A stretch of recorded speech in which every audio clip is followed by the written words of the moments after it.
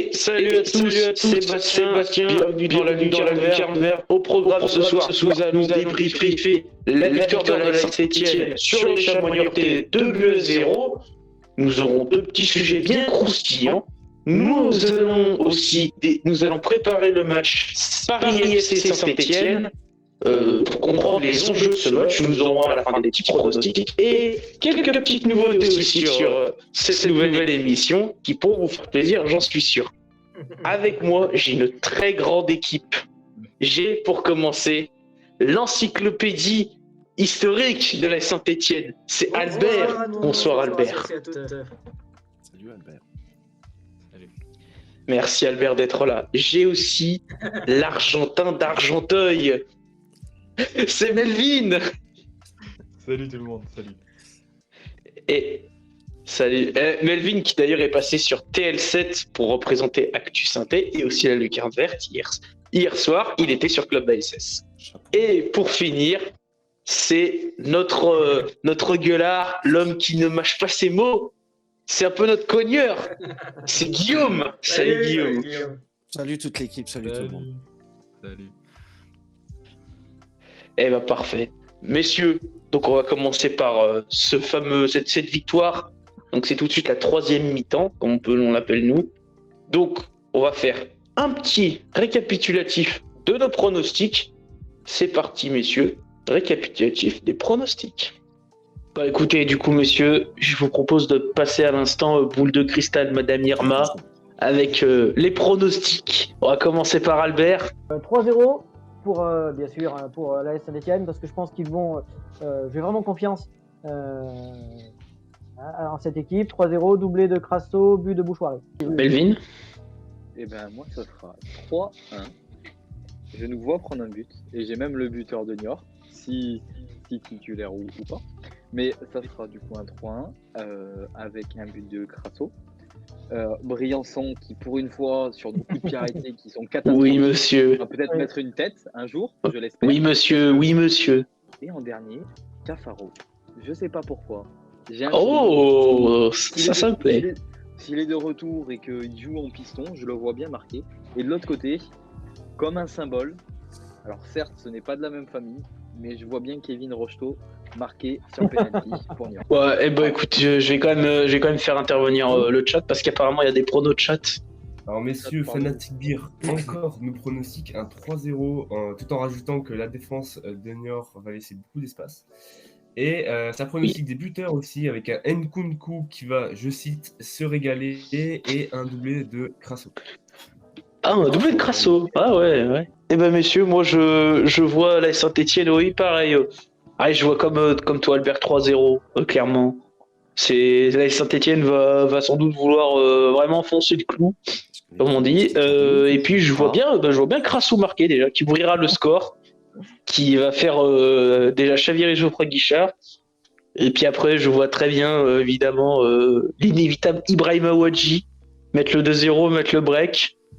Et puis pour combler la belle soirée, ce sera pour son retour Aymen Mouefek qui va les marquer d'une belle frappe. Je le vois très bien marquer et je pense qu'il va marquer pour faire pas basculer Geoffroy Guichard qui sera en feu sans doute ce samedi 1er avril.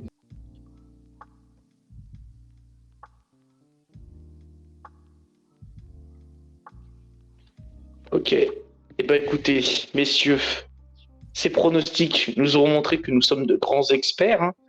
On le rappelle, hein, avec Albert qui est tellement... Albert, t'es un visionnaire, moi j'adore, parce que tu vois toujours une victoire, mais on a le sens aussi de la mesure, hein. On voyait tous au moins 3 buts de la Saint-Étienne. Attends. Bon, ben c'est... Attends, Crasso rate pas son penalty, ça fait 3-0, hein. Ouais, ça fait 3-0 hein, avec le penalty non loupé. Ah bah... Ouais, mais on n'est pas... Ben oui, mais on n'est pas, malheureusement, on n'est pas visionnaire là-dessus. Hein. Puis Melvin aussi c'est pas. Alors toi tu peux blâmer Mathieu Michel, hein, parce que Mathieu Michel il stoppe Cafaro, hein. Marquer un but. Alors on va dire que quand même voilà, donc on n'est pas très visionnaire, hein. Albert 3-0 avec un doublé de Crasso. C'est désolé, moi c'est compliqué. Je peux pas savoir que Crasso c'était pas prévu. Malheureusement oui. Oui, puis Bouchoirie buteur malheureusement Mathieu Michel encore une fois, hein.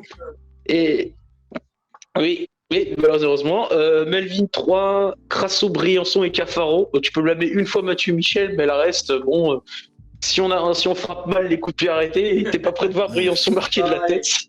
Ah ouais, Et puis moi, moi non plus, j'étais un peu, moi je suis pas meilleur que vous, hein. Et Crasso aussi marqué, je pense qu'on le voyait tous. Et puis je voyais Mouefek marquer, hein. Donc moi j'avais vraiment l'ambition, elle était démesurée. Par contre j'ai vu Wadji buteur, hein. Donc l'inévitable Wadji était buteur. Voilà. T'as un nom. Ouais, J'ai un buteur, ça va. J'en sors bien, ça va. T'as un nom. J'ai un nom, on coche le petit point positif. Eh ben écoutez messieurs, donc samedi, les Verts affrontaient donc les Chamois niortais à 15h. Il y avait au total 24 254 supporters à Geoffroy-Guichard pour voir les Verts donc triompher. Une première mi-temps globalement dominée, mais les Verts ont manqué de justesse dans le dernier geste où ont buté sur Mathieu Michel, à l'image de Benjamin Bouchouari. Mais les Verts, au retour de la mi-temps, font un changement décisif. Ibrahim Aouadji rentre à la place de Kader Bamba et à la 50e minute, c'est payant. Erreur de passe. Crasso donne à Wadji en profondeur et Wadji fusille le gardien niortais. Ça fait 1-0 pour les Verts. Dans la foulée, Ibrahim Aouadji, envoyé en profondeur par Mathieu Cafaro, va obtenir un penalty.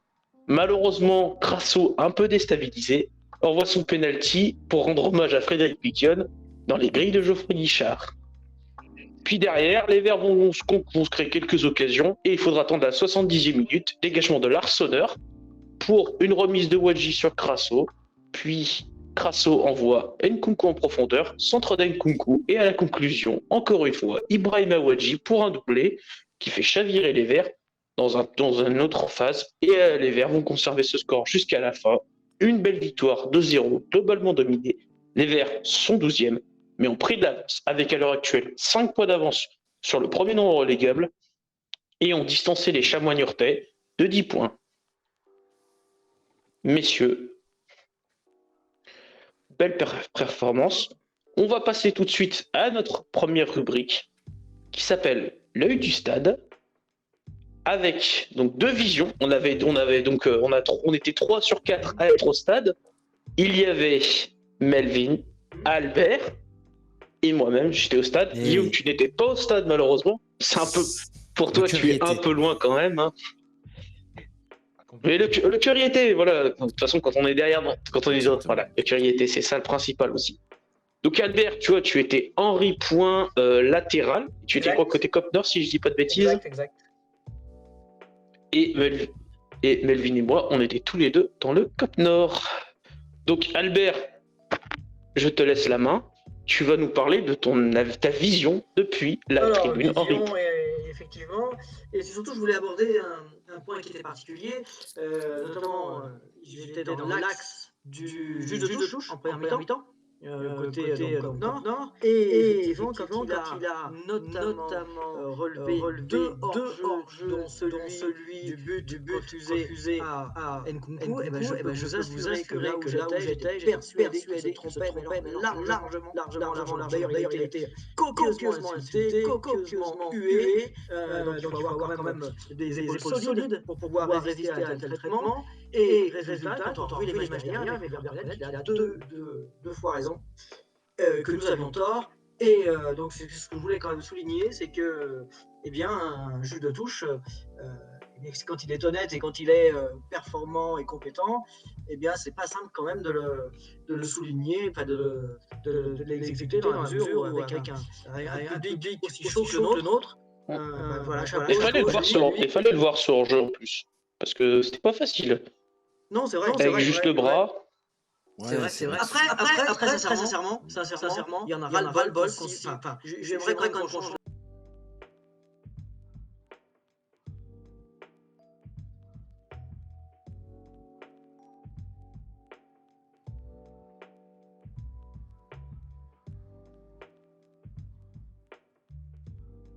le travail. football est un sport avec les pieds, c'est quand même couillon que dans notre sport on compte l'épaule, quoi. Enfin, on en Oui, vient non, à c'est compter le clair. menton et tout. Ouais, non, c'est. Il y a peut-être.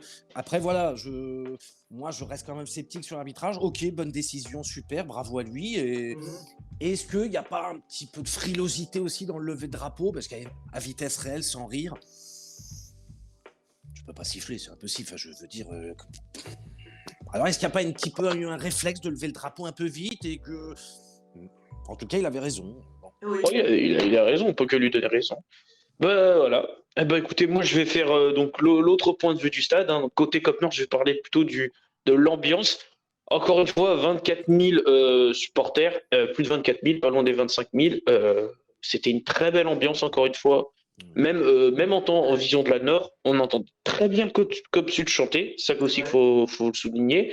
Cop Sud qui se remplit assez bien et qui, franchement, donne de la voix. C'est une ambiance exceptionnelle. Le stade, on a vu aussi le stade qui a accompagné certains chants. Ça faisait très plaisir.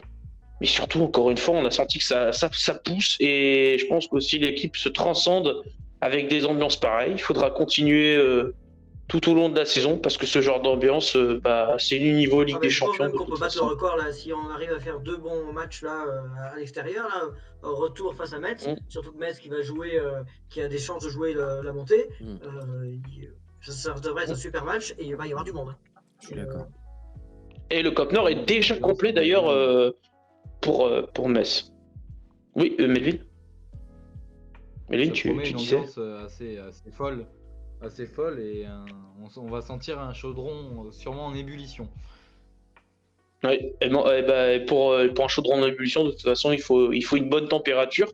Même d'ailleurs, hein, la température qui a été assez clémente dans le match. On va dire qu'on a eu de la chance, on va dire, avec le temps qui était beau première mi-temps, pluie à la mi-temps et beau en seconde mi-temps. On a été plutôt bien épargné là-dessus. Oui, c'est vrai. Et du coup, ça a permis aussi, je pense, à tout le monde de vraiment se débrider. Mais en tout cas, encore une fois, très belle ambiance à Geoffroy Guichard. Et puis même, ça s'est senti, j'ai revu le match à la télé derrière, ça s'entendait quand même assez, même avec les micros qui pourtant n'étaient pas poussés au fond. J'allais À parler fond. de la télé, Mais je suis ça sentait d'accord, bien. ça s'est ressenti. Ouais. Voilà, c'est l'effet des résultats positifs, cette spirale qui est bonne, donc tout ça, ça conjugue, et on sent que là, il y a une poussée. Il y a quelques mois, des matchs comme ça avec des joueurs qui étaient super fébriles, t'en as qui avaient la peur au ventre. Là, on sent que l'équipe, voilà, ça gonfle, et à la télé, c'était perceptible. Voilà, quand ça braquait sur les cops, c'était absolument délicieux. Ah ouais. Ah ouais. Écoute, Snow, ça tombe super bien que tu nous parles de l'équipe, puisque c'est notre premier grand sujet. Messieurs, on va parler quand même de la question. On va parler d'une question un peu large, mais qui va permettre d'exprimer plusieurs opinions. On va parler donc, est-ce qu'on va se poser la question de est-ce que c'est un groupe enfin taillé pour le maintien suite à cette victoire face à certes des Chameaux peut-être un peu faibles, puisqu'ils étaient lanterne rouge, mais tout de même, est-ce qu'on peut sentir un groupe enfin taillé pour le maintien? Et Melvin, tu vas nous parler de cette union sacrée. Oui, là, on va parler vraiment du groupe, c'est-à-dire que est-ce qu'on a un groupe taillé pour le maintien avec le public derrière ce groupe, derrière cette équipe, derrière ce coach aussi, parce que faut pas l'oublier que le coach, c'est lui qui fait les changements, c'est lui qui fait l'équipe. Il a été beaucoup décrié en début de saison. Il a pu être cité comme sur la Select à certains moments, mais à l'heure actuelle, on le sent quand c'est des matchs à domicile, on sent que le public est totalement derrière son coach et derrière son équipe. Et ils le disent même eux en COP, ils le disent que les mecs, ils ont fait le taf sur le terrain, on voit qu'ils mouillent le maillot. On sent que ce groupe-là reflète ce qu'il y a dans les tribunes et ce qu'est la ville. De la solidarité, de l'envie sur le terrain, et ils mouillent le maillot. Et je pense que cette union sacrée entre le coach, le groupe, mais aussi les supporters, fait un mélange et un ensemble. Oui, si je peux répondre à la question, un groupe enfin taillé pour le maintien, bien sûr. Pour moi, bien sûr. Avec cet ensemble-là, je pense que le maintien peut facilement s'acquérir rapidement en tout cas. Mais même encore une fois, enfin, tu vois, on sent qu'il y a quand même une certaine union sacrée. Bon, je pense que je sais pas si ceux qui étaient au stade ou même Guillaume derrière ta télé, mais il y a un moment où Briançon, il est à terre, machin. Réaction des copes. Ça applaudit Briançon, ça chante son nom. Donc on sent quand même qu'il y a un état d'âme. Et surtout, je pense que l'équipe est aussi. On sent quand même que l'équipe est bien portée par le public. Et je pense qu'il y a quand même quelque chose. Il y a peut-être un lien qui s'est créé. On ne sait pas trop quels sont peut-être leurs liens avec les joueurs, entre les ultras et les joueurs. Mais en tout cas, je pense qu'il y a quand même un lien qui s'est créé. Ou même quand Nkunku il marque son but, il passe par-dessus la barrière, il est là derrière le cop, il fait ouais, voilà, c'est ça. On sent quelque chose. C'est vrai. Ouais, Ouais, ouais. on sent un lien fort qui se crée entre tout ça en fait. Ça se resserre de plus en plus. Puis en plus, voilà, il y a cet objectif du maintien qui peut-être tire tout cette envie de se rassembler. Quand on a un objectif qui est vraiment sauver le club, parce qu'on reste encore, voilà, le maintien c'est sauver le club. Parce que la descente, ça serait quand même assez Non, mais grave. je suis d'accord. Geoffroy Geoffroy Guichard Guichard ne fait peur aux joueurs en tout cas. Au début de saison, il les inhibait, ils avaient du mal à pouvoir exprimer leur football. Depuis le début de l'année, c'est plus le cas. Au contraire, Geoffroy Guichard les porte. Ça, on le voit bien quand ils sont dans la difficulté ou quand non, Geoffroy Guichard pardonne les mauvaises passes, il n'y a plus de sifflets. C'est vraiment de vrais supporters et les joueurs le sentent et sont portés. Et moi, je voulais aussi revenir sur le fait que ce groupe est vraiment un groupe qui semble uni, ne serait-ce, et là on l'a vu contre Niort, les rentrants, ceux qui ont remplacé ceux qui étaient absents, soit suspendus ou blessés, ou un saut qui a joué à gauche de la défense à 3, mais on en parlera un peu plus précisément plus tard, mais ou d'autres joueurs, Fomba, qui a fait son match.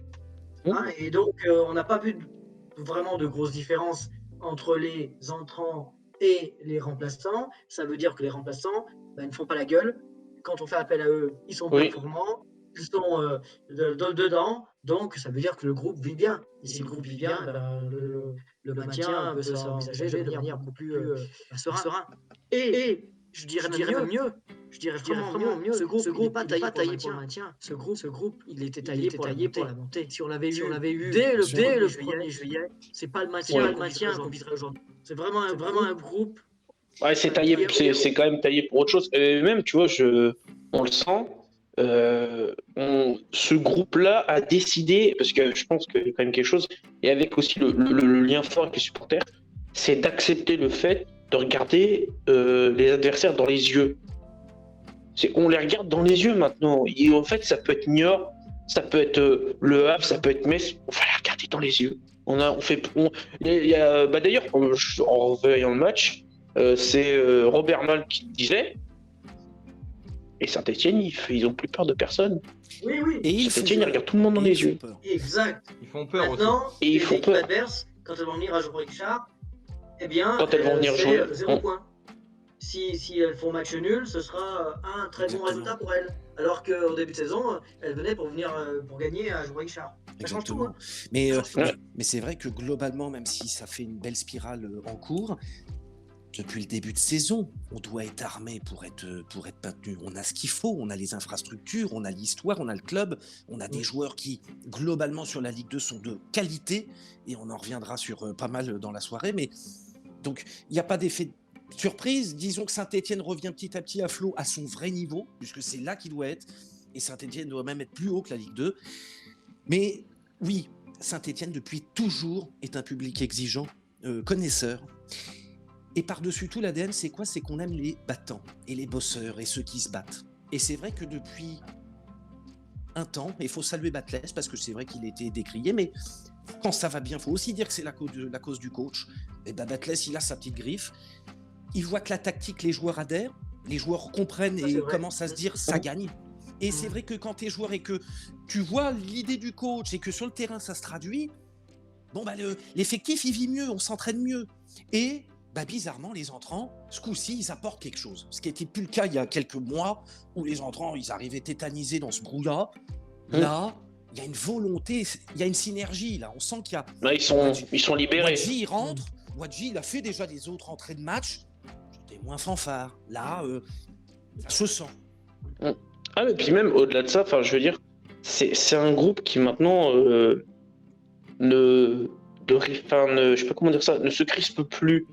Alors, première mi-temps, 0-0.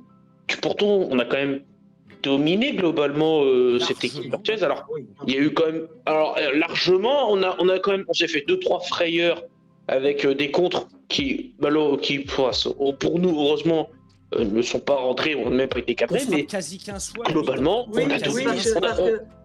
Oui, 13 tirs à la mi-temps. Et c'est là, là où je dis que ça ne se crispe plus. Généralement, quand tu fais ce genre de mi-temps, quand t'as un effectif un peu brinque-ballant ou machin, si tu doutes, c'est là que généralement début de match, et c'est souvent qu'on est là où généralement en plus on était exceptionnel, on prend des buts dans les 5 minutes. Et là, qu'est-ce qui s'est passé ? On remarque le but dans les 5 minutes. Voilà, et on aurait pédalé dans la semaine pour égaliser, alors que là, déjà, ce qui est bien aussi, c'est que Batles fait des changements plus tôt. Là aussi, applaudissements du coach. Après, là, il a été forcé. Ouais, peut-être par défaut, la blessure fait que, mais je trouve qu'il est fait plus tôt. Et là aussi, je crois qu'il. Et même, de toute façon, il fallait le faire. Il n'y avait pas le choix. Là, on peut être clair là-dessus. C'est pas un dogmatique, hein, Batles. C'est pas un dogmatique. C'est quelqu'un qui est buté dans. Non, mais sa compo commence à tourner réellement et les résultats parlent pour lui. Donc ça. La première mi-temps, on aurait pu frôler le drame parce qu'on a tellement dominé que quand tu marques pas ce petit but dans le foot, hein, t'es à la merci. Hein. La tête, ouais, ça travaille la tête. Ah, mais complètement. Il faut trouver les bons mots de pouvoir maintenir. À la mi-temps, c'est ça, oui. Et c'est ça aussi, il faut trouver le bon mot pour pas faire douter ton effectif. Et je pense que Batles l'a trouvé les bons mots en disant ne s'inquiétez pas, c'est pas grave, on va le faire, on va marquer ce but. Il arrive à tenir. Parce que là, il a un groupe réceptif. Il a un groupe qui est conforme à ce qu'il attendait, et il a un groupe qui est, il faut bien le reconnaître, débarrassé de certains joueurs qui soit n'ont pas le niveau, soit n'ont pas le mental pour jouer à Geoffroy Guichard. Parce que peut-être que Giron était un bon joueur, mais son mental ne lui permet pas d'être titulaire à Geoffroy Guichard. Et c'est ces joueurs-là qu'on a Messieurs, on me dit dans l'oreillette, la régie là, me dit dans l'oreillette qu'apparemment il y aura un petit problème de son, donc on va faire une toute petite pause, histoire que la régie puisse régler ce problème de son. Apparemment, ce serait avec le problème de son avec Albert, mais t'inquiète pas, Albert, tu reprends tout de suite dès que la régie m'a confirmé que c'est réglé. Okay. Pas de soucis. On va attendre gentiment que la régie répare cette erreur. Ouais, mais, du coup, moi je vais juste reprendre du coup ce que vous dites depuis le début. Je pense aussi que tout simplement le groupe, au tout début, sur les premières journées, le discours du coach passait pas du tout en fait. Ça ne passait pas. Et là, au final, il a pu faire un vrai mercato d'hiver, avec prendre les joueurs qui lui plaisaient et des joueurs qui étaient dans son système à lui, parce que un Nkunku, ça joue pas à 4. Un Nkunku, ça joue piston. Et en début de saison, il a eu les recrues qu'il voulait. Hein. Quand il est arrivé, hein. Il a c'est pas les recrues qu'il voulait, c'est pas ses premiers choix. C'est pas ses premiers choix. C'est pas ses premiers choix. Non, mais c'est listing de joueurs quand même, quoi. Oui, mais c'est pas ses premiers choix. Il faut se rappeler, ce n'est pas ses premiers choix. C'était des choix par défaut. C'est pas la même chose que d'avoir des recrues par défaut et d'avoir des premiers choix. C'est pas la même chose. Parce que si tu n'as pas tes premiers choix, c'était effectivement des recrues par défaut parce qu'il n'avait pas de moyens. Donc comme il n'avait pas de moyens, il a dit je veux ces jours-là puisque vous me donnez pas de moyens. Mais quand il a eu les moyens, il a pu recruter des joueurs qui correspondaient plus à la mentalité qu'il voulait avoir et au jeu qu'il voulait mettre en place. Et par rapport à ce que tu dis, Melvin, je te rejoins parce que peut-être qu'on peut aussi le dire que Batles progresse. Peut-être qu'il a affiné son discours, peut-être qu'il est plus pointu, peut-être qu'il est plus piquant, peut-être qu'il est plus précis. Aussi, les joueurs progressent, le coach peut aussi progresser. Il est encore jeune, et heureusement d'ailleurs. Donc, vas-y Albert. Moi, c'est vraiment c'est vraiment ce point-là, le point du coach où en fait, vraiment depuis le début de la saison, il n'a pas été épargné. Vraiment pas, que ça soit dans la presse, que ça soit avec les supporters, que ça soit de partout, il a jamais été épargné. Mais il y a un moment où il faut aussi tirer le chapeau à celui qui maintient, qui a les rênes dans le bain. Messieurs, je me permets de vous interrompre. C'est reparti. La régie me dit dans l'oreillette que c'est reparti. Albert, ton problème de son apparemment a été réglé. La régie a fait un super travail. Donc on repart. Nickel. Vas-y, allez-y messieurs. Par rapport à ce que disait Belvin, il a tout à fait raison. Moi, je pense que Laurent Batles, est en train de se forger une carrière à Saint-Étienne à la Frédéric Antonetti. Rappelez-vous en 2002-2003, Frédéric Antonetti, son équipe était aussi 20e. J'étais au match contre Guignon où on a pris 3-0, on était 20e. Résultat, il a fait 11 matchs d'affilée sans défaite. Batles en a 8. Et Antonetti est monté l'année suivante. Il est en train de nous faire le même parcours. Heureusement que certains décideurs, et peut-être à ce moment-là, on peut louer notamment Perrin et Soukas, qui sont montés au créneau parce qu'à un moment donné, Batles était plus que sur la sellette, et c'est eux qui l'ont sauvé. Rappelez-vous la conférence de presse improvisée après Rodez. Oui. Normalement, il aurait dû être débarqué, sauf que dans cette conférence, c'est Soukas et Perrin qui se sont manifestés, qui ont justement décrété l'union sacrée, qui ont sauvé quelque part Batles, et aujourd'hui, on ne peut que leur donner raison.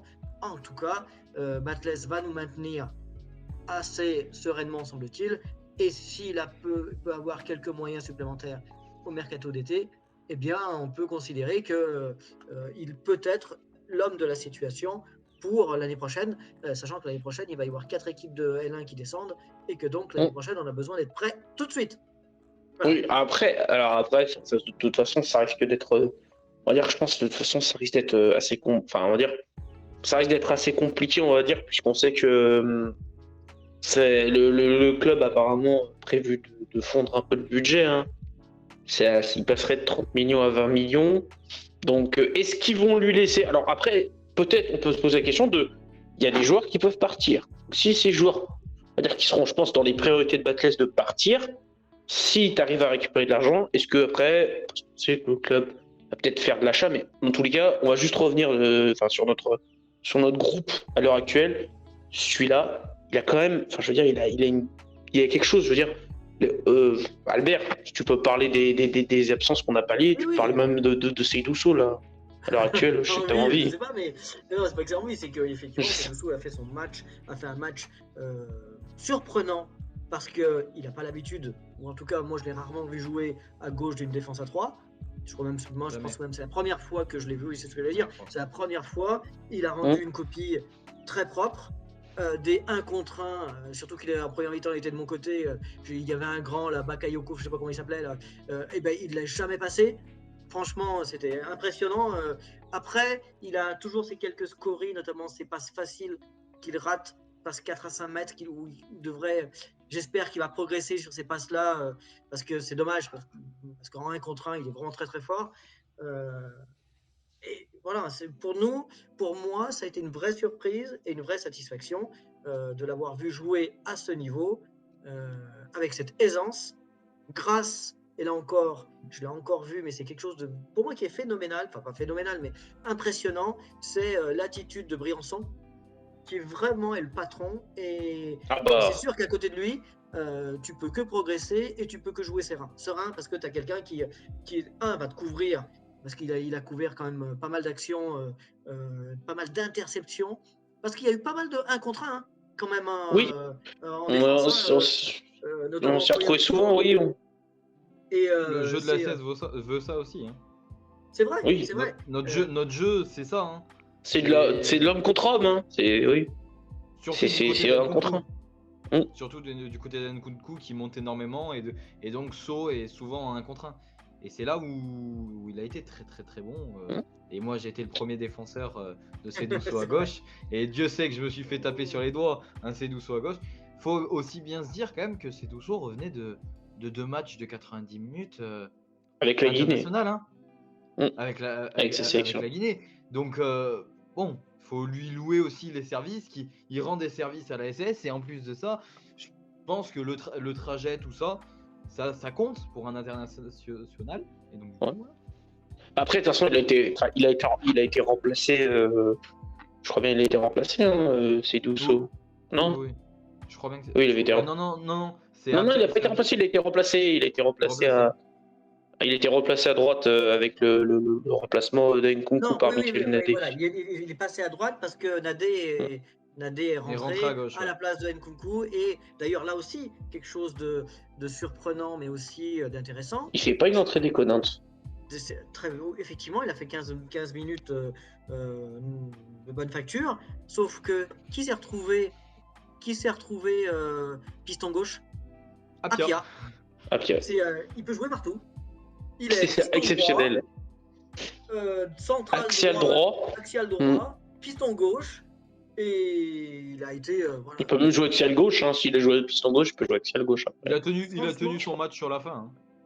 Oui, mais franchement, non, mais encore une fois, c'est une belle pioche à Pia. Messieurs, on va passer au deuxième sujet. Notre sujet, c'est l'effet qui a fait que les Saint-Etienne c'est ce changement qui a fait que les Saint-Etienne a peut-être gagné. C'est la sortie de Kader Bamba qui malheureusement apparemment a été blessé, qui a été remplacé par Ibrahim Awadji. Et Ibrahim Awadji a débloqué la situation en inscrivant un doublé et en provoquant un penalty. Moi, messieurs, on va parler chacun à notre tour, mais je vais commencer parce que je vais commencer par juste vous parler de l'aspect pénible sur lequel défendre contre Ibrahim Awadji. C'est assez compliqué, c'est un attaquant assez atypique, on en avait déjà parlé dans des émissions précédentes. Alors messieurs, je vous parle un petit peu de défendre sur Awadji et de l'aspect pénible sur lequel. Alors vraiment déjà, premièrement, une des grandes caractéristiques de Awadji, c'est que c'est quelqu'un qui est présent de partout. Il peut être sur le pressing, il peut être présent au duel aérien, parce que il a quand même une petite détente et il va gêner, notamment dans le duel aérien. C'est quelqu'un qui a une bonne vitesse de pointe, donc est capable de faire de très bons appels. Il est aussi capable aussi d'un pressing assez intense. Hein. On le voit, il arrive des fois à récupérer des ballons. C'est quelqu'un qui n'est pas forcément une grande technique, c'est pas le plus élégant des attaquants, mais c'est quelqu'un qui est aussi d'une très bonne efficacité. C'est là où il a progressé, c'est qu'il a progressé en efficacité. Souvenez-vous, au début, Ibrahim Awadji ratait quand même quelques-uns contre un. Là aujourd'hui, il en a raté un. Il en rate pas beaucoup. Je sais pas. Mathieu Michel bloque bien c'est le gardien qui vraiment se bloque bien. D'ailleurs, en parlant de ça, c'est quelqu'un qui se crée beaucoup plus d'occasions. Il s'est créé à peu près, on va dire, 3 occasions et une situation en même pas 10 minutes. Le but à la 51e, le penalty à la 53e, à la 55e, il récupère un ballon dos à la il est dos au but, il arrive bien à se retourner, il prolonge, mais il se fait tacler le ballon par le défenseur d'Ortier. Et à la 58e minute, c'est cette occasion manquée face à Mathieu Michel. Donc c'est quand même un attaquant qui a vraiment dynamisé l'autre jeu. Il faut souligner quelque chose, c'est que en 45 minutes, Ibrahim Awadji, c'est 8 ballons touchés. 8 ballons touchés, 2 buts et un penalty provoqué. 8 ballons touchés. Il faut se rendre compte quand même de... Il a très peu touché de ballon et il a été très très efficace. Le peu de fois où il a eu le ballon dans les pieds, où il a pu faire des courses vers l'avant, et c'était plus que tranchant, en tout cas. Sur Awadji. Ah, Guillaume, on t'entend mal. Ah, Guillaume, on t'entend pas. Alors Guillaume, il a un petit problème de micro. Qu'est-ce qu'il a ton micro, Guillaume? Ah, malheureusement. Ah non, on t'entend plus. On t'entend pas, Guillaume. Ah, on t'entend plus. Malheureusement, on t'entend plus. Il y a le son. Il y a un petit souci. En tout cas, ouais. T'as un problème de son. Capricieux ce soir, en tout cas. Ah, voilà. Les sons ne sont pas avec nous. Bon, écoutez, ouais. On va essayer de continuer sur Ibrahim Awadji. Alors, moi, ce que je pense, quand même... dis-nous toi. Dis-nous tout, Albert. Il a fait un très bon match. Son premier doublé en vert, donc forcément, c'est un très bon match. Mais il faut qu'il arrête d'aller tout droit, quoi. Son but... Non, mais si, regardez, son but, c'est passe en profondeur, là où il est très fort, Et il a tiré où? Tout droit. En plein milieu de C'est la un joueur cage. de profondeur. C'est un joueur. Faut pas lui en Mais demander trop. attends, parce qu'attends, le pire, c'est que et surtout que c'est là où, enfin, faut quand même louer l'intelligence. Je pense qu'il a dû remarquer, Mathieu Michel va très vite au sol. Il a fait quoi? Bah, il a tiré au-dessus. Oui, Il a levé son plat du pied. Et ça finit sous la barre. C'est efficace. Non, mais- Moi, tant que ça rentre, je m'en fous. Ça peut Moi, j'ai être au aimé- milieu, à droite, à gauche. Moi, Tant que ça j'ai- rentre, j'ai c'est aimé, bon. J'ai aimé son activité de mort de faim. Ça, c'est vrai. Ah, ça, Il est mais sur c'est. tous les ballons. Tu as raison quand tu dis que c'est très difficile de défendre sur lui, mais c'est quelqu'un qui, justement, ne donne pas sa part au chien, toujours à harceler les défenseurs, jamais inactif. Ça, c'est vrai. Et on ne peut que le louer. Et peut-être, d'ailleurs, peut-on exprimer le fait que c'est peut-être un joueur qui ne peut pas tenir 90 minutes à cause de toute cette activité. Et que Ouais, le faire ça- rentrer ça dépend. en super sub serait peut-être l'une des meilleures façons de l'utiliser. Après, avec la blessure de Bamba, il n'en a plus beaucoup de choix pour Oui. jouer devant. Mais on l'a bien vu, c'est les 40 minutes qu'il a, enfin les 50 minutes, enfin les 45 minutes qu'il a fait, parce qu'il est rentré à la mi-temps, ont été vraiment de très très bonne facture. Mais c'est toujours ce même style de jeu. C'est droit devant, et avec sa vitesse, ça peut passer, c'est passé. Mais si t'arrives à marquer, de toute façon, c'est Bien sûr, oui, une bonne. C'est un Ok, joueur de profondeur. juste, du coup, on va juste passer la main à Guillaume, parce qu'il voulait Est-ce que parler, vous mais juste m'entendez? Guillaume. Ah oui. Oui, alors on t'entend On t'entend parfaitement, j'ai entendu le son, donc ça veut dire que c'est tout bon, tu es de retour. Je vais juste te Alors, dire, qu'est-ce que tu voulais Guillaume, nous parce que dire, je crois que tu avais quelque Qu'est-ce chose. que tu en penses, toi? Non, justement, il voulait pas. Je pense que tu voulais nous parler de son aspect un peu sous-coté. Ouais. Moi, c'est un aspect sous-coté. Ouais, bon, je suis content déjà que vous m'entendiez tous. Sous-coté, et parce que c'est un attaquant qui est très très généreux, et je te rejoins complètement. C'est un attaquant ultra chiant, puisque moi, très modestement, j'ai joué défenseur central. Wadji, c'est le genre d'attaquant qui court tout le match, qui fait des appels dans tous les sens. Tu ne seras jamais au repos. C'est quelqu'un qui ne permettra pas de relance tranquille avec ton petit plat de pied. Non, il va venir dans les chevilles te presser. C'est absolument insupportable. Il a une capacité je trouve, de répétition d'effort. Wadji, c'est quelqu'un qui va sprinter tout le temps il va chercher l'espace. Et moi, je pense que c'est quelqu'un qui a enfin la confiance. Je pense qu'il a vu qu'à Saint-Etienne, c'était un contexte chaud, fouteux.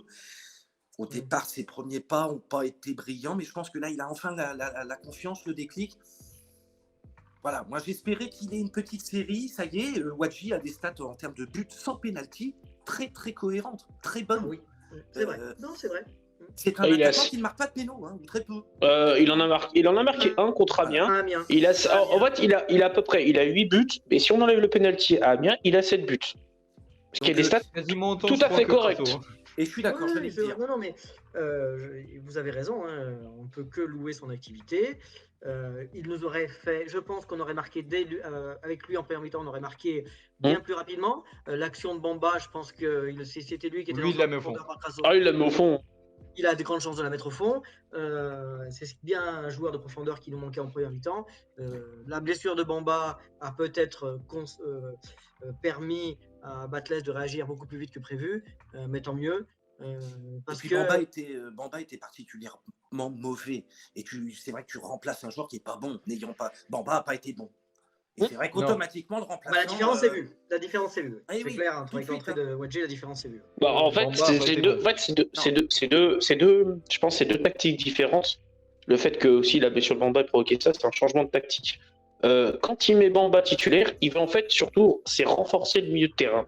Parce que ces 12 joueurs avec Crasso, c'est des joueurs qui jouent très bas en fait.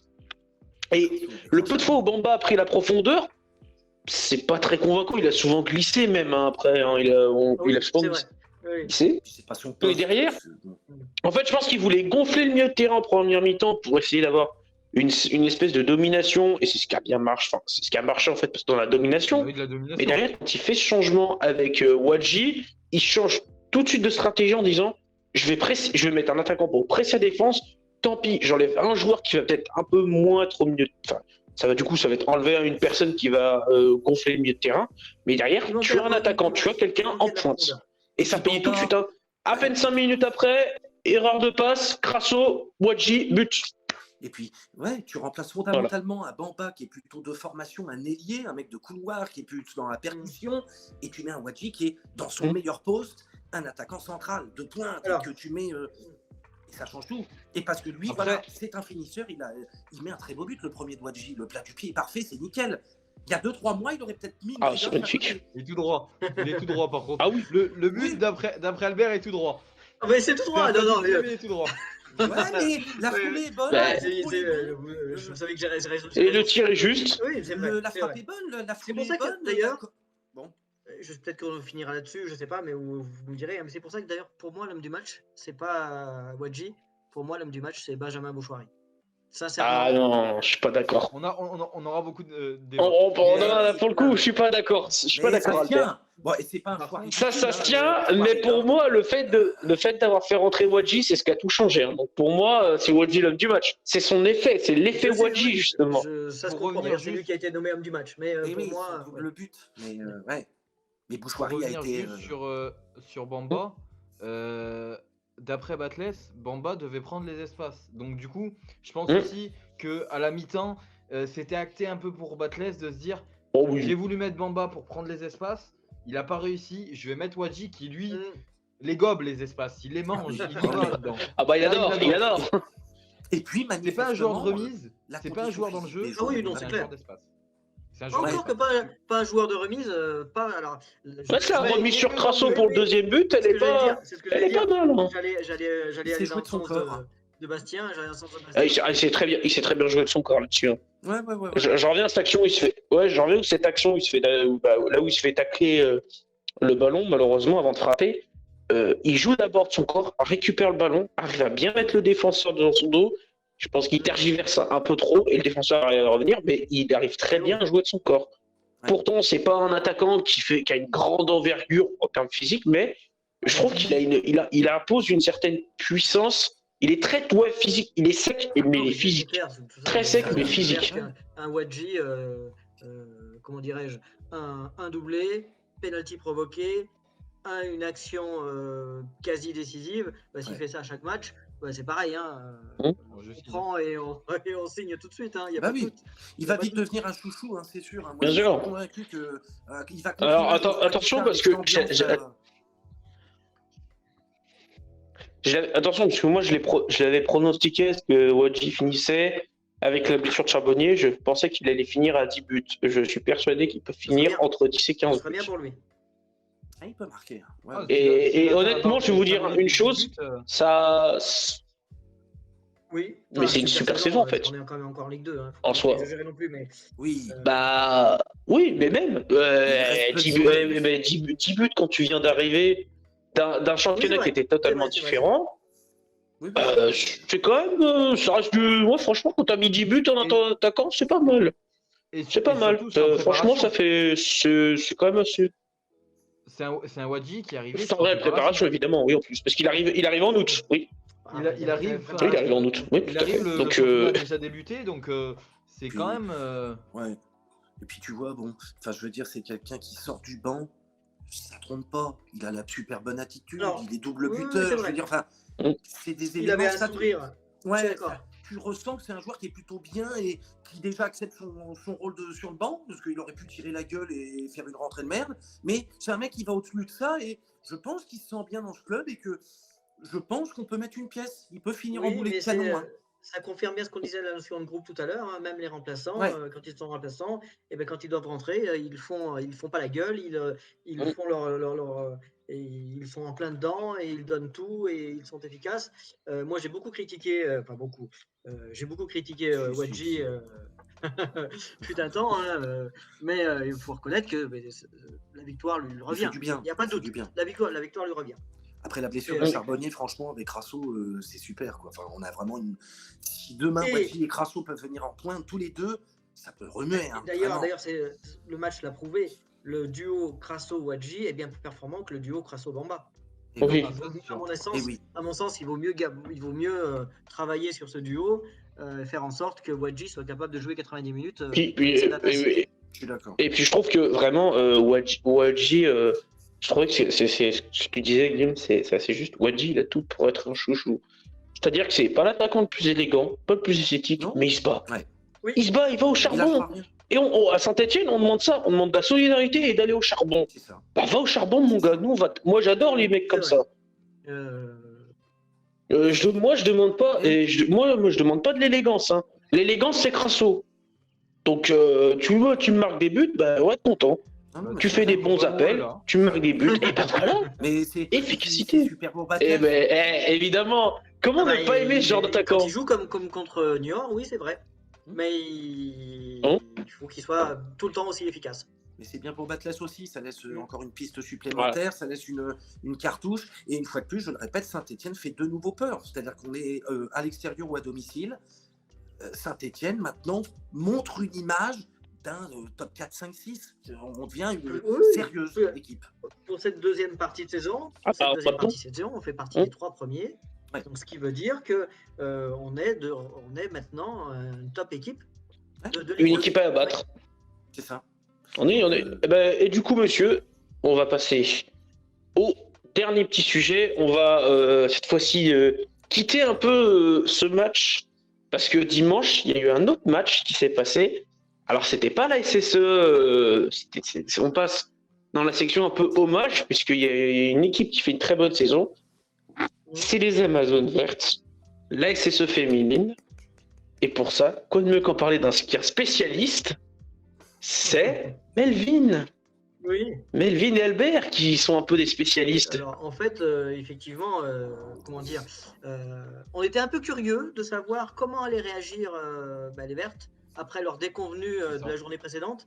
Elles menaient 2-0 à 10 minutes de la fin, à 11 contre 10. Elles ont pris 2 partout. Ça aurait pu casser la dynamique, d'autant plus que Marseille avait gagné entre-temps et revenait à 3 points. Donc, ça veut dire que ça devait commencer à devenir beaucoup plus chaud. Donc, effectivement, on était plutôt curieux de savoir comment elles allaient réagir. Et Melvin, tu es allé au match, il me semble. Hein. Donc, comment tu l'as vécu? Comment tu l'as vécu donc franchement, on l'a pas du tout senti. Le fait, moi, quand j'y suis allé avec une appréhension en me disant peut-être que elles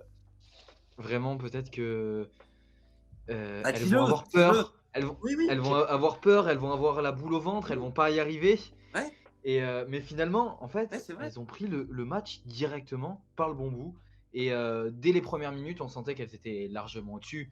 Et Albert, tu vas nous en parler. Mais la première buteuse du match, qui est à louer parce qu'elle nous fait une sacrée impression, que ça soit sur ce match ou sur la suite de sa saison. Franchement, Faustine Bataillard, c'est impressionnant quand même, de plus en plus. Surtout qu'elle a que 18 ans. Hein. C'est issu du centre de formation. En tout cas, 18 ans. Et surtout, elle n'était pas titulaire en début de saison. Elle a quasiment pas joué. Elle a joué, j'ai regardé, elle a joué 4 petits bouts de match, une seule fois titulaire en 4 apparitions en début de saison. Elle n'était pas trop dans le groupe. Et là, depuis la reprise, elle est titulaire à quasiment tous les matchs. Enfin, même, elle a joué tous les matchs. Elle a joué 7 matchs d'affilée, dont 6 fois titulaire. Donc, ça lui fait 13 matchs en vert depuis 2021. Et surtout, elle est décisive. Elle est décisive parce qu'elle a marqué 2 buts. Le premier, justement, contre Toulouse. Et ça a bien fait, ça a permis de bien décanter la situation au bout de 8 minutes. Donc, c'est vraiment une joueuse qui a pris de l'envergure, a pris un rôle, un milieu de terrain, il est très fourni à Saint-Etienne. Elle a marqué 2 buts. Donc franchement, non, c'est une vraie trouvaille, une vraie surprise, une vraie gamine. Franchement, c'est normal qu'on lui mette un peu, qu'on la mette un peu en valeur au vu de cette deuxième partie de saison qu'elle nous fait, qui est remarquable. Donc comment tu l'as vu sur ce match? Surtout que c'est comme on dit, c'est une pure stéphanoise. Ça. Et elle a le cœur vert, on sent que voilà, c'est une fille qui est battante sur le terrain, qui se bat sur tous les ballons. Et franchement, ça fait plaisir à voir. Mais ouais, sur le déroulé du match, voilà, Faustine nous ouvre la voie d'espérer prendre ces 3 points. Derrière, notre buteuse maison, notre numéro 10, Peyton de Priest, dont j'ai un penchant, je l'adore. Elle devient d'ailleurs seule deuxième meilleure buteuse de Division 2 avec 13 buts. Hein. C'est ça. C'est long, deux quoi. buts, il y a Marseille, il y a une Marseillaise qui est avec 2 buts devant, mais elle devient Clark, seule ouais. deuxième. Oui. Mais Donc, faut le noter quand même qu'elle a que 19 ans. Hein. Elle est toute jeune aussi et elle nous fait une saison taille patron devant. Puis derrière, Phonesia Brown qui vient en deuxième mi-temps nous assurer ce troisième but. Et puis en fin de match, on a nos deux buteuses maison de d'habitude. Laurie Jésus sur un excellent centre qui vient mettre une galette pour Cindy Caputo qui nous, d'une reprise du pied droit, vient mettre le ballon au fond des filets. Et ça en a ravi plus d'un. Je peux vous le dire dans les tribunes, il y en a plus d'un qui était heureux de ce but de non, mais Cindy c'est normal. Caputo. Oui, tu as tout à fait raison. Et d'autant plus, on pouvait être curieux, mais aussi, c'est vraiment une victoire facile, mais on pouvait être inquiet. Rappelez-vous, au match aller, elle n'avait gagné que 2-1 à Toulouse. Et d'ailleurs, à Toulouse, avait eu un but refusé dans le temps additionnel pour un hors-jeu que certains disaient pas bien évident. Donc, c'était vraiment, ça avait tout du match piège. Et résultat 4-0. Et ce qui est encore plus extraordinaire, c'est que dans le La même défaite. temps, Marseille perd contre le 4e, Nice. Et donc, ça nous mène avec 6 points d'avance à 5 journées de la fin. Avec ça une commence confrontation directe. Ah, c'est Oui, beau. mais Enfin. alors, cette confrontation directe, oui, tu as raison, mais ça commence à sentir bon, à part que j'ai vu le règlement de cette deuxième division, ce sont les résultats particuliers qui comptent. Ça veut dire que si une équipe, par exemple, si Marseille avait encore eu 3 points d'avance et qu'elle gagne la confrontation directe avec Saint-Etienne, eh ben c'est elle qui serait montée. Même si Saint-Etienne aurait eu 20 buts de plus au goal average général. Donc, 6 points, ça donne un petit matelas, 5 journées. C'est pas suffisant, certes. Ça sent bon, mais c'est pas encore sûr. Quoi. Exact. Sachant que ce qui est le pire, c'est que Saint-Etienne a maintenant 49 points, Marseille 43, et ce qui est extraordinaire, c'est qu'avec 43 points, dans le groupe, dans la deuxième division, il y a 2 groupes, eh ben, elle aurait été première de l'autre groupe. Donc on a là les 2 meilleures équipes dans la même poule, tant pis. Dans la même poule. Bon, il faut que pour nous, ce soit des résultats qui se confirment et que dans 5 journées, voire dans 4, on puisse valider cette montée en première division parce qu'elle le mérite. Elles sont toujours invaincues. Ouais. 17 matchs, 16 victoires. Donc c'est fabuleux. C'est pas anodin. Non, mais c'est vraiment, en tout cas, c'est vraiment une belle histoire. Bravo les filles. Cette saison, franchement, voilà, elle méritait ce clin d'œil. Et du coup, monsieur, suite à ce magnifique clin d'œil, et en tout cas, on souhaite le meilleur encore une fois à nos Amazones. On espère les meilleurs résultats et qu'elles montent en D1 Arkema. Mais on continuera à les mettre en avant. Et on continuera bien évidemment. On lâchera pas là-dessus sur cette histoire. On vous donnera toujours les tenants et les aboutissants de cette fin de saison extrêmement importante pour nos Amazones. Messieurs, on passe tout de suite au Before. Donc, pour préparer de ce match entre le Paris FC et Saint-Etienne.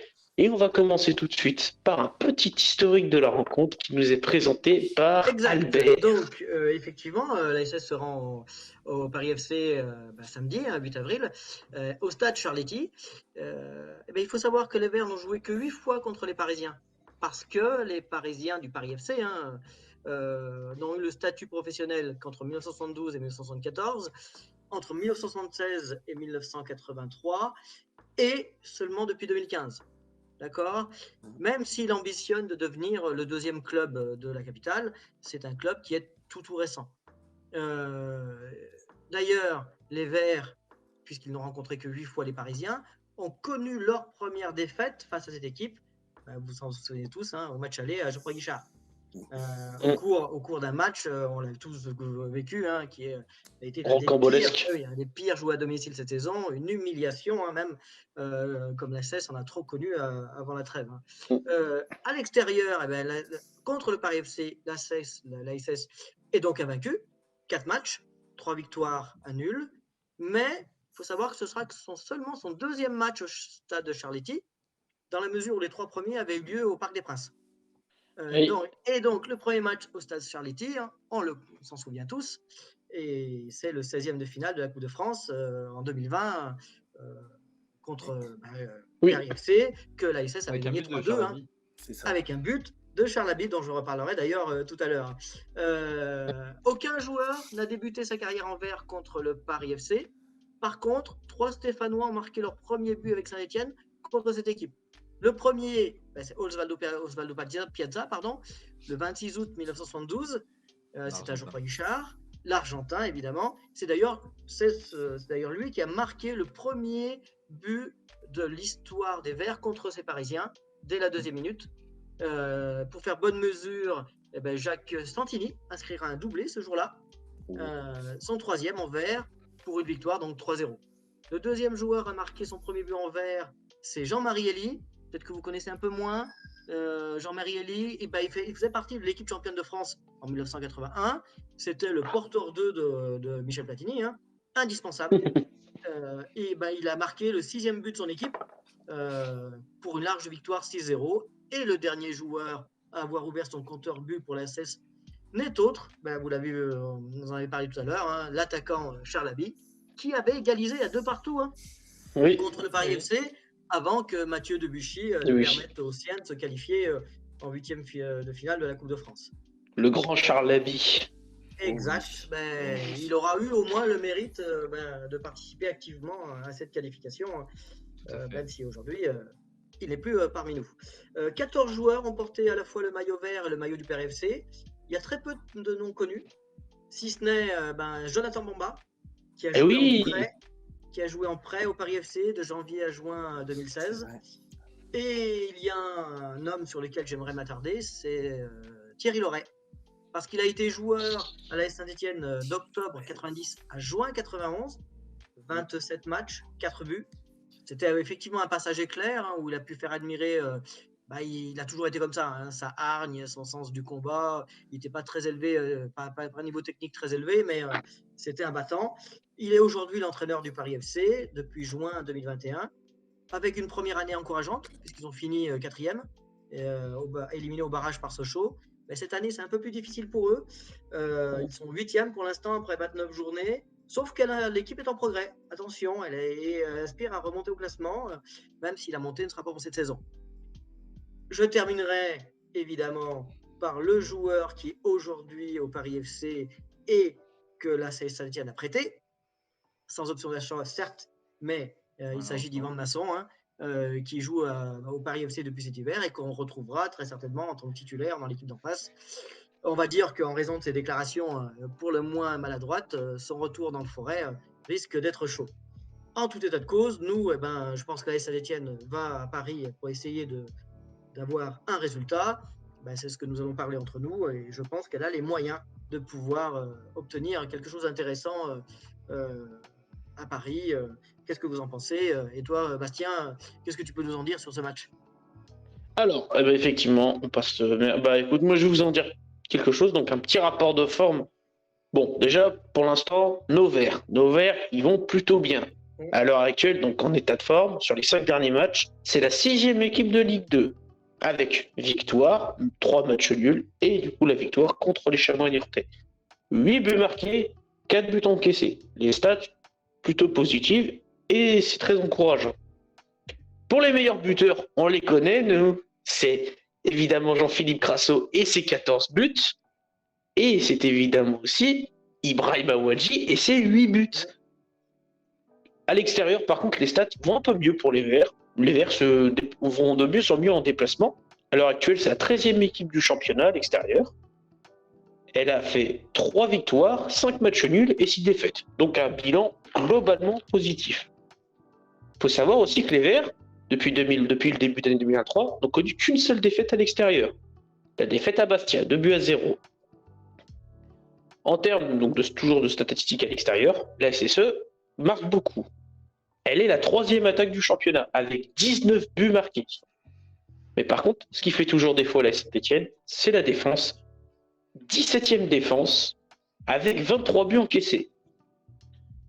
Nous allons affronter nos adversaires du Paris FC, qui pourtant étaient grands clubs et ambitieux cette saison en Ligue 2. Malheureusement, est 8e du championnat, comme tu l'as dit, Albert, avec 40 points. Mais ils ont renversé un match totalement fou Ah, c'est vrai, oui. samedi dernier. Un match gagné 5-4 sur la pelouse de Valenciennes. Alors, en termes d'état de forme, ils sont juste derrière nous, le Paris FC. Ils sont 7e. Ils ont fait donc une défaite. Ils ont enchaîné 2 victoires. Ils ont perdu après à domicile. Mais là, ils viennent d'enchaîner du coup. Là, ils viennent de re-enclencher une dynamique avec la victoire à Valenciennes. Ils ont marqué 11 buts. Ils en ont encaissé 8. Donc une équipe qui marque quand même beaucoup. Donc, dû notamment à ce match complètement fou contre Valenciennes, évidemment. Et ils en ont encaissé 8. Alors, pour les meilleurs buteurs, effectivement, ils ont un peu une espèce de Jean-Philippe Crasso, donc un bon buteur, puisque Guy Lavogui a marqué déjà 13 buts cette saison avec le Paris FC. Derrière, c'est Julien Lopez avec 4 petits buts. Donc il y a vraiment un gros danger qui sera sans doute Guy Lavogui, un joueur qui sera surveillé pour les Stéphanois. Alors à domicile... C'est le frère de Joshua, hein. Vas-y Albert. C'est le frère de Joshua, voilà. Alors, à domicile, par contre, le Paris FC, c'est pas une équipe qui fait peur. Là où la dernière fois, au dernier déplacement au Havre, j'avais plutôt peur des statistiques, là, je peux vous dire que c'est un peu plus rassurant. Le Paris FC est 18e équipe à domicile. Elle a 4 victoires, 3 nuls, mais elle a perdu 7 fois déjà au Stade Charletti. Elle est seulement la 10e attaque, avec 15 buts marqués. Mais c'est la 17e défense. Et ironie du sort, je ne sais pas si ça correspond bien, mais elle a la 17e défense et elle a encaissé 17 buts. Donc des stats qui peuvent rassurer les Verts. Une équipe du Paris FC qui, pour le coup, certes grand ambitieux et qui va un peu mieux, mais toujours un peu fébrile à domicile. Et messieurs, là on va se poser la question. C'est sur notre choix du milieu de terrain et qui vraiment prendre, puisqu'on rappelle, retour de Thomas Monconduit qui vient de purger sa suspension. On pourrait même parler de la défense, mais bon, ça c'est un autre débat. Mais d'abord le milieu de terrain, puisque retour de Monconduit, Mouefek est revenu contre les Chamois niortais, ce qui fait que la hiérarchie peut être bousculée. En tout cas, le 11 de départ peut être bousculé, et même au vu des dernières prestations de Lamine Fonba, on peut se poser la question. Et on commence tout de suite par Melvin qui veut nous expliquer, selon lui, quel serait le meilleur choix au milieu de terrain. Pour moi, j'ai longuement hésité parce qu'il y a du choix. Batles aura du choix, aura l'embarras parce que tout le monde est présent. Il n'y en a pas un qui manque à l'appel. Donc du coup, c'était une vraie question. Et pour moi, je pense que le mieux, c'est peut-être même de rester sur la continuité. C'est-à-dire que, ok, il y a des retours, ok, il y a des joueurs qui ont eu un statut de titulaire à un moment. Mais pour moi, l'équipe tourne bien, pourquoi changer? Pourquoi? Alors ok, on va me dire Victor Lobry, il a du mal. Laissons la continuité, changeons pas une équipe qui gagne. Ok, au moins il aura du banc, il aura des choses à changer si vraiment ça ne va pas, mais pour moi, mon milieu, ça sera Fonba, Bouchoirie et Lobry.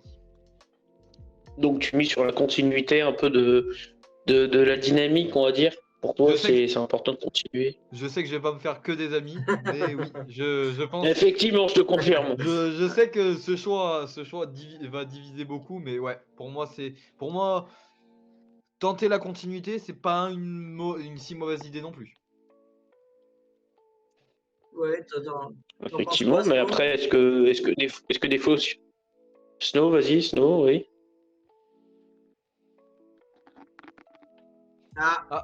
Snow. Snow, tu as encore des problèmes de son. Snow, Snow, encore des problèmes de son. Allez. Reviens avec ouais, il revient. Bon, bah, il revient. J'ai un message de la régie qui me dit qu'apparemment le... Attends, parce que j'ai un message de la régie là qui me dit le chat. Alors, que nous dit là, oui. Que me dit le chat? Bonjour messieurs, est-ce que vous Est-ce que m'entendez? la régie peut intervenir pour Oui, dire le bonjour. chat? On a Fadil Bonjour, Kibir boss. encore, qui revient tout le Ah, temps et je le remercie, oui. Encore qui nous dit lui. qu'il garde Infidèle. Fomba, Bouchouari et Lobry pour le Paris FC. Qu'est-ce que vous en pensez? Alors là, Eh je ben, me suis fait un ami et je l'aime bien. Alors là, le chat, ah, Si je peux me permettre de, ah ouais, si je peux me Gilbert. permettre de répondre, alors effectivement, tu as raison. On a gagné le dernier match avec, enfin, la SS a gagné le dernier match avec cette formule, mais j'ai quand même trouvé Lobry en dedans. Alors c'est un combattant, c'est quelqu'un qui se donne, mais je l'ai quand même trouvé en dedans. Lamine Fomba a fait un bon match, mais Ah, je pense quand même que le retour de mon conduit, et je veux revoir Mouefek, parce que la puissance de Mouefek, je pense, nous garantira un meilleur niveau au milieu de terrain, et je pense que donc mon conduit, Mouefek, Bouchouari, devrait être le trio aligné, à mon sens, pour obtenir le meilleur résultat à Paris FC. Alors, effectivement, je suis d'accord avec vous, Lamine Fomba même Lobry n'ont pas démérité, mais il me semble que mon conduit, à mon avis, hein, c'est peut-être que un avis évidemment personnel et subjectif, me semble un cran au-dessus de Lamine Fomba, et Mouefek, il était titulaire indiscutable avant sa blessure. Je pense qu'il va retrouver son poste, va retrouver sa place. très bien. La régie me dit encore le chat, t'as rien? Alors, Incroyable, Fadil ils Kibir sont qui feux. répond et qui soulève une problématique importante. Il nous parle et nous affirme que mon conduit revient trop tôt. S'il devait être Ah, titularisé. Est-ce que vous Ah, pensez qu'il reviendrait trop tôt de blessure en fait? Est-ce qu'il ne faut pas continuer peut-être de titulariser Fomba? bah, il était pas suspendu avant d'être blessé. non, il était blessé. Alors, oui, il était blessé aussi. Il était blessé aussi. Ah, il s'est blessé, mais il était... Donc était oui, blessé aussi. bah écoute, ça me permet de bien embrayer, parce que justement, moi je vais... Alors pour moi, il faut du changement, mais aussi un peu de continuité. regardez-moi. C'est-à-dire que je vais prendre un peu des deux, et c'est pour ça que pour moi, le meilleur choix, on va prendre quand même toujours Bouchouari, qui pour moi est titulaire indiscutable dans ce milieu de terrain. Je suis d'accord. Et ça, je sais qu'Albert en plus c'est ton chouchou, Ouais, moi je suis d'accord, c'est vrai que c'est quand même une très bonne trouvaille. Mais pour moi, au vu des derniers matchs, et surtout, j'ai été très surpris par la Fomba, et ben je pense que là-dessus, c'est là où on doit avoir de la continuité, c'est avec cette titularisation de la Fomba. Au contraire, je pense qu'il a beaucoup d'énergie, d'impact, et peut-être garder un mon conduit qui peut garder un peu plus le ballon, un peu plus lent, un peu plus vicieux. Tu peux le faire rentrer en fin de match pour justement, des fois, si tu gagnes 2-1, 0, mettre un peu de vis, faire des petites fautes, machin. C'est justement là où il faut le faire rentrer. C'est pour un peu brouiller le jeu en fin de match. Donc, je suis plutôt pour garder Fomba dessus, mais là où il faut du changement, Lobry est en dedans depuis un bon moment, et c'est là où je rejoins Albert, il faut le retour d'Aymen Mouefek à sa place de titulaire. Sa puissance fera du bien. S'il est vraiment à 100%, je suis persuadé que c'est ce qu'il nous faut. Je pense que justement, il est à 100%. Pour moi, si Batles pour moi l'a bien conservé. Oui. Après, Batles a bien dit qu'il ne prendrait pas de risque. Alors peut-être que là, Mouefek a débuté en deuxième mi-temps, hein, il était sur le banc. Peut-être que pour mon conduit, ce sera pareil. De retour de blessure, ne pas le tuer. Et l'auditeur, enfin le téléspectateur a raison. Hein, pourquoi prendre des risques? Alors ça voudrait dire qu'on aurait le même trio que contre Niort. Et cette continuité. Je reste quand même convaincu que mon conduit, Mouefek, Bouchouari est meilleur. À 100%, oui. Ah bah pour moi, oui. Mais c'est mon avis. À 100%, oui. Mais moi, je ne les fais même pas. Je ne les fais pas jouer s'ils sont à 75%. Je les laisse sur le banc et je les fais rentrer après. Juste, attendez, messieurs, juste, j'ai des petites nouvelles de notre ami Guillaume qui apparemment a quelques petits soucis avec son téléphone. Il revient le plus vite que possible. Apparemment, il y aura quelques soucis avec. Donc, il reviendra le plus vite possible. Donc, c'était juste pour donner des nouvelles à tous ceux qui s'inquiétaient de la disparition. Il va revenir, vous inquiétez pas. Oh. Ça me rassure. Alors, en tout cas, moi, juste, ce que je veux dire, c'est que pour moi, je pense que, justement, sur ce coup-là, Mouefek, Ça fait longtemps qu'on l'a pas vu. Et pourtant, on le voyait un peu prendre l'entraînement. Et je pense que Batles l'a très très bien gardé. Et je pense que c'est le Il a bien moment géré. de le Il a bien géré. Il a bien géré. Ouais, De et toute je pense façon, que c'est le moment de le faire revenir. Ah, pour le sprint je final. vois. Ah, attendez, je crois que. Incroyable, Guillaume est revenu, déjà. Ah oui, on t'entend. On t'entend. Alors pour toi, On entend On ta douce t'entend. voix. Et allez, pour toi, c'est quoi le meilleur milieu de terrain? Avec le retour de mon conduit, de Mouefek.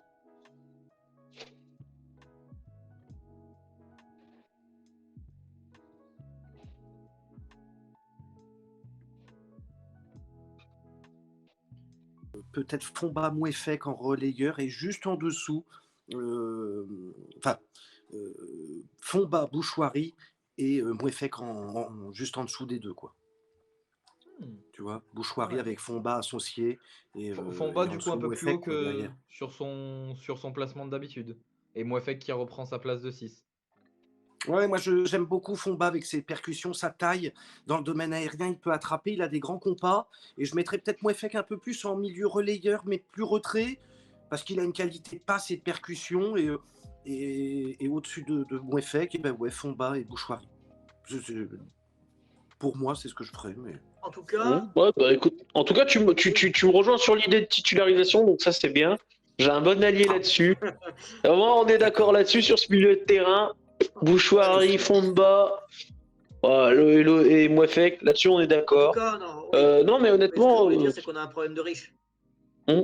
Si, Ouais, c'est un tu problème vois, de riche quand même. bah, tant mieux en fait. 5 postulants pour 3 postes et 5 titulaires qui pourraient être indiscutables ailleurs, tant mieux.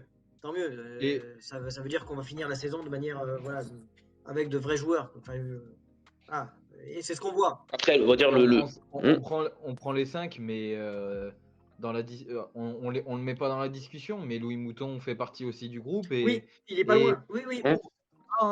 on a un milieu qui est vachement fourni. On a Chambos qui peut aussi être dans ce poste de relayeur. Donc voilà, il y a du Il est un monde. peu plus loin. Shanky. Chambaud est, ouais. Shanky. Chambaud est un peu plus loin quand même.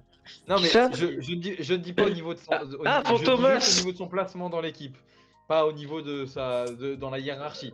Mais c'est un milieu de terrain. Il faut pas l'oublier.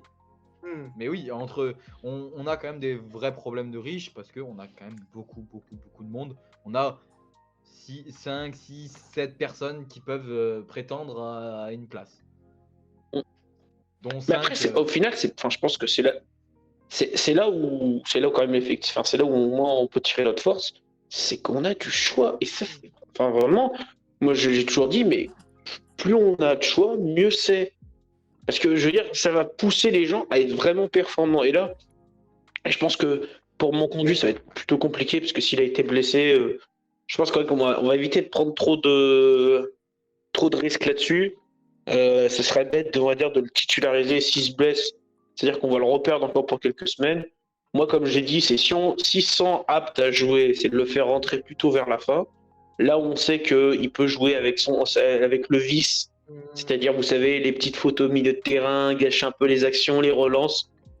Il sait bien faire là-dessus, mon conduit. Il plutôt jouer là-dessus sur le fait que mettre Fomba direct et mon conduit, tu le fais rentrer vers la fin pour essayer de verrouiller un peu tout ça. Laurent Batles, oui. On verra le choix après. Batles est maître de ses propres décisions. C'est le coach qui. Mais pour moi, on va dire que pour moi, ce serait le choix. Oui, faut essayer, faut essayer de se mettre dans la tête, mais c'est pareil. Même pour moi, Mouefek qui a l'air d'être à 100%, je suis persuadé qu'il sera titulaire. Enfin, pour moi, c'est le meilleur choix à faire. Hein. Exact. Il a un gros volume de jeu. Parce qu'il devait être là pour Le Havre, il devait être là pour Niort. On verra bien comment il est. Oui, on verra. Ok. Bon, eh ben écoutez, messieurs, on va passer à l'instant boule de cristal, Madame Irma. C'est l'heure de l'instant prono. C'est là où il faut commencer à faire chauffer un peu nos cerveaux pour essayer de trouver quel sera le résultat de ce match. On le rappelle, qui se déroule samedi 19h sur Prime Video. Et je sais, ça pourrait peut-être être aussi le match de l'équipe. Je ne sais pas trop là-dessus. Ça pourrait bien être le match de l'équipe. Donc, messieurs, quel résultat? Guillaume, pronostic, Paris FC Saint-Etienne. 2-1 des Verts. Est-ce que tu es les Wadji, bien buteurs? entendu, et pourquoi pas Bouchoirie. Ah, ça c'est bien ça. C'est un bon choix. Melvin? Et ben moi, ça sera un clean sheet. Et ça sera une courte victoire, 1-0. Parce que voilà, c'est un déplacement, ça reste dur. Donc voilà, une courte victoire 1-0. Et en buteur, allez, je vais me mouiller. Pour moi, l'Aubry, Ah, s'il est titulaire, va pour une fois cadrer parce que il a eu ses occasions, il a tiré à côté. Le jour où il cadrera, je pense que ça fera mouche. Donc j'espère pour lui que ça sera contre le Paris FC et que ça sera lui qui nous donnera les 3 points et que ça lui fera du bien au moral et puis qui montrera tout l'étendue de son talent. j'aimerais bien aussi pour l'Aubry, j'aimerais bien parce Moi que Oui. je l'ai vu à l'échauffement, 10 frappes cadrées en Il match. est Ouais. plein lucarne. Et Oui. il est cadre pas, c'est dommage. fou, hein. C'est terrible. Ouais, c'est fou. Ouais. Euh, Et du coup, Et, Albert, ton Eh prono? ben moi, 2-0 pour l'AS Saint-Etienne. But, allez, on va dire grâce au Wadji, allez, pour être tout à fait Ah là, il y a l'air du- du temps, Wadji. dans l'air du temps. Les attaquants. Ah, Aucun risque, il y a c'est le- vrai. ouais. Au niveau des buteurs, aucun risque, mais ouais, ce serait Et bien, toi, ça ferait Bastien? notre 9e victoire d'affilée. Bah allez, moi je me jette à l'eau, mais je pense que les Verts vont gagner 3 au Paris FC. Je vois les Verts gagner 3 et je vois quoi? Et je pense on va, au contraire, on va prendre le premier but. Et je vois bien Guy Lavogui par contre marquer pour le Paris FC. Par contre, les buteurs stéphanois, je vois clairement oui. Nixon Coucou marquer. Après, c'est Mathieu Cafaro qui va donner l'avantage pour les Verts. Et puis pour finir, quoi de mieux que le grand Ibrahim Aouadji, l'exceptionnel Ibrahim Aouadji qui nous fera confirmer cette victoire. Voilà, 3-1. Et je vais laisser la parole à la régie parce que le chat a donné des pronostics aussi. Ah. Le boss, si tu veux bien sortir. On a un petit je sors de ma grotte, on a un petit pronostic intéressant de Ciola. 1-1, match nul. Voilà. Qu'en pensez-vous? Oh, c'est un bon point, c'est parfait. Oui. Ouais. Une 9e Ouais. match sans défaite, pourquoi pas. Mais, Oh, on signe. Hein. Ouais. Ne pas perdre, On signe. c'est le mot d'ordre. Ne pas perdre, c'est l'objectif de. Voilà. Et écoutez, on passe du coup à la petite surprise de fin d'émission. On vous a préparé du coup un petit quiz que Albert va devoir nous faire deviner des joueurs de l'AS Saint-Etienne. Alors, il a pris 3 joueurs et 3 joueurs d'époques différentes. Il nous donnera peut-être quelques indices. Alors, c'est simple. Mais vas-y, quelques Albert. joueurs que je vais essayer de vous faire deviner. Les joueurs qui sont bien sûr passés par la Saint-Etienne, évidemment. Avec un indice. Si vous trouvez, bah, tant mieux. Si vous ne trouvez pas, un indice supplémentaire, juste à ce que vous trouviez. D'accord? Et on va, si vous êtes d'accord, vous jouez tous les 3. Ouais. Premier indice, On- premier qui trouve 5 points. L'indice suivant 4 points. L'indice suivant 3 points jusqu'à 1 point. D'accord? On donne une proposition chacun, c'est ça, à chaque fois, Ah bah, avant vous le prochain vous en indice. avez, oui, bien sûr. À chaque indice, Oui, chaque on indice. donne chacun une proposition et si on trouve pas, bah tu redonnes un Moi, indice. je vous donne déjà un indice pour tout le monde. Ils ont tous un point commun. Ils sont passés également par l'Olympique Lyonnais. D'accord? Donc, c'est déjà. Et Ah, ça y est, ça raccourcit. je sais Ah, bien. ça raccourcit là. Et je vous donnerai également la décennie. Ok. Ah oui. D'accord? Premier, assez facile. D'accord? Décennie 2010. Ok. Premier indice, il a été formé à l'OL. François Clair. Non, pas mal. Comment il s'appelle? Malbranque. Putain, si. Malbranque. Indice suivant, hein. Malbranque, Ah. non. C'est Colo. Alors, deuxième indice. Ah, je n'ai pas pensé à lui. Deuxième indice. Attention, vous m'écoutez bien. Il a joué, il est devenu professionnel à Nîmes. Briançon. 2010. Décennie 2010. Oh merde. Putain, attends, un Nîmois. Là, t'as plus le droit de parler, hein. Ah oui, Ouais, non mais je réfléchis. ce sera pour le prochain indice alors. Il a été formé à Lyon. Formé à l'OL, il n'a pas percé à l'OL, il est parti à Nîmes, où son premier match professionnel, c'est à Nîmes. De chien. Ah Décennie 2010, Ouais, 2010. je rappelle. Guillaume, une idée? Indice suivant. J'en avais un, mais trop vieux. Alors, indice suivant, il est parti au Girondin de Bordeaux. Voilà. Tu me colles. Et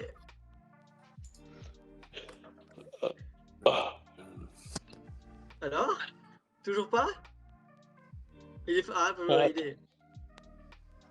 Et c'est le Attends, facile. C'est pas le attends, plus facile, hein. Attends, il est passé au Girondin de Bordeaux. Oui. Formé à Nîmes. Attends, c'est après. Attends, on est d'accord que c'est après Saint-Etienne, il est passé au Girondin Non, de non, Bordeaux. Non. Non, Après formé. Nîmes, il est Ah, passé il au Girondin de passe. Bordeaux. Après Nîmes, il a été transféré au Girondin de Bordeaux. Et les Girondins, on le récupère après à Saint-Etienne. Non. Ah, y a pas d'indice encore. Attends, Réo. Ah, allez, indice. J'essaye, on sait jamais. Non, là, franchement. Allez, je vous donne deux Oh, clubs putain. maintenant. Il est après Bordeaux, il est parti à Strasbourg et à Valenciennes avant de jouer à Saint-Etienne. Oh, ça commence bien cette histoire. Chaud. Ouais, et franchement, et on doit. Franchement, je pense que le chat. Ouais, si le chat. Ouais, si une chat a une proposition, vas-y. Hein. Parce que... Allez, Ah indice ouais. suivant. Vas-y, le chat, attends, le chat a une proposition. Je crois que le Alors, boss veut messieurs, proposer en le coup de chat. vent, Vas-y. Fnatic bien nous propose Dabo. Ah non. Non. Oh, c'était bien vu, mais non. Bien tenté. Non, Dabo, c'est il a bien joué. tenté, oui. Mais c'est Dabo, c'est plutôt Non. les années 2000. Ouais, 2006, 2007. Allez, avant-dernier indice. Ouais, c'est ça, bah, il joue. Avant-dernier indice. Il a joué la finale de la Coupe de la Ligue. Ah putain. Attends. Si. Alors, Non, il faut attends, trouver, non. celui-là. Non, c'est pas ça. Non, Fabien Lemoine. Fabien jamais joué à Lemoine. Oh non, putain, merde, je suis con. Allez, Non, c'est pas Fabien Lemoine. Quoi? Pardon Kurt Zuma. Mais non. Quad. Allez, Non, quad. dernier, J'ai dit allez, Kurt encore un Zuma. indice, puisque j'avais prévu et j'en avais pas, hein, mais je vais les inventer maintenant. Hein. Il est milieu de terrain. Gaucher. Et c'est mon sosie tout craché. Oui, Quad. Renaud Coad, bah oui. Ouais. Putain, je vous l'ai Je l'avais dit juste avant. Putain, je vous l'ai dit. Putain. C'est bien Renaud, Ah, Renaud je- Coad. Ouais, Bordeaux. Attends, j'ai totalement zappé qu'il était formé à Oui, l'OL. oui, il a été formé à l'OL, oui. Allez, le C'est suivant. C'est le Valenciennes qui m'a mis sur la piste. Ah, bah oui. Ah putain, mais oui, Valenciennes, j'ai une image de lui en plus. Allez, cette Vas-y, fois-ci, Albert. année 2000. Malbranc. D'accord. Je dis Malbranc. Eh oh, c'était le mien celui-là. Je m'en fous. C'est Non, 2000. Avec celui-là. Allez, premier indice. Il Ah a non, c'est été pas ça. formé à l'ASS. Coupé. Ah, Ouais, bien pas joué. fait. Bien joué. Premier. Oui. Non, Coupé, c'est années 90. C'est Bafetimbi Gomis. Ouais, Gomis. Ah oui, Bafé Gomis. Bafetimbi Gomis qui après, effectivement, Bafé. est parti. La clip. Ah, Je l'ai l'OL. senti. Allez, c'est vrai. suivant. Un suivant plus difficile. Je pense même très Oh là. difficile. Années 90. Oh putain. Il a Alors joué là, d'ailleurs. Allez, première année 90, je vous mets un peu plus sur la voie. Il n'a joué qu'une saison à l'AS Saint-Etienne. Il a d'abord été formé à Toulouse. Oui, c'est le plus difficile. C'est le troisième, hein, c'est le troisième. Hein, il faut. J'en ai d'autres Jérôme derrière. Alonso. Non, 90. année 90. Il a joué qu'une année. Et Ah, j'ai une il est proposition formé- dans le chat. Oui. On va laisser le chat. Allez, La régie. Alors, Fnatic Beer est très très chaud. On me propose Laurent Fournier ou François Lemassin. non. William Prunier.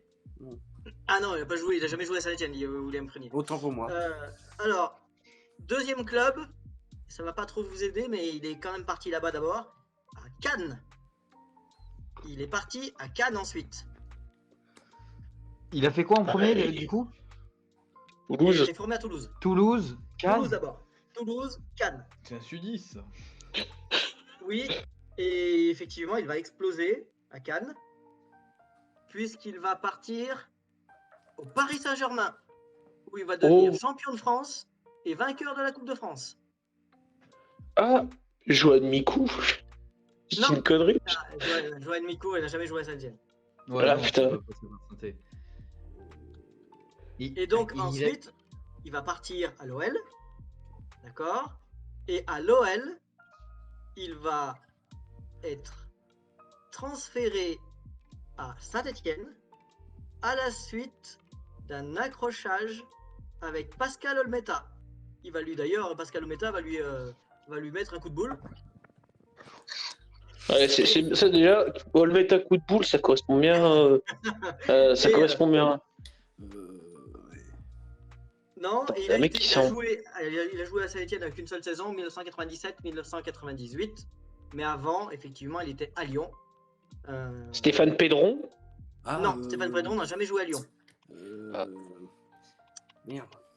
Et par contre, ce joueur-là a été champion de France. Champion de France avec le Paris Saint-Germain. Ah oui. Champion de France avec le Paris Saint-Germain et vainqueur de la Coupe de France avec le Paris Saint-Germain. Il est pas entraîneur maintenant? Non. Ah, il est décédé. Il est décédé d'une crise cardiaque. Alors, quelle année, je sais plus. Mais il est décédé.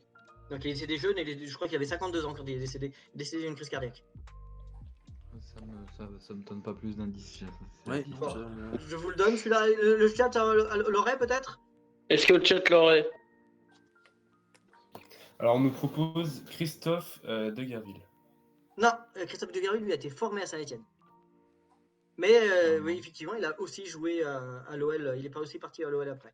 Mais je vous le donne. Bon, vas-y, parce que là, je crois que je n'aurais pas trouvé. Allez, Jean-Luc Sassus. Ah non, là, je vois pas du tout. Jean-Luc Sassus, non. Voilà. Vous en voulez un petit dernier? Allez, un petit dernier. Ouais, Alors là, à mon avis, facile. Mais ok. facile, mais années 60. Oh, Début des années oh là 60. là.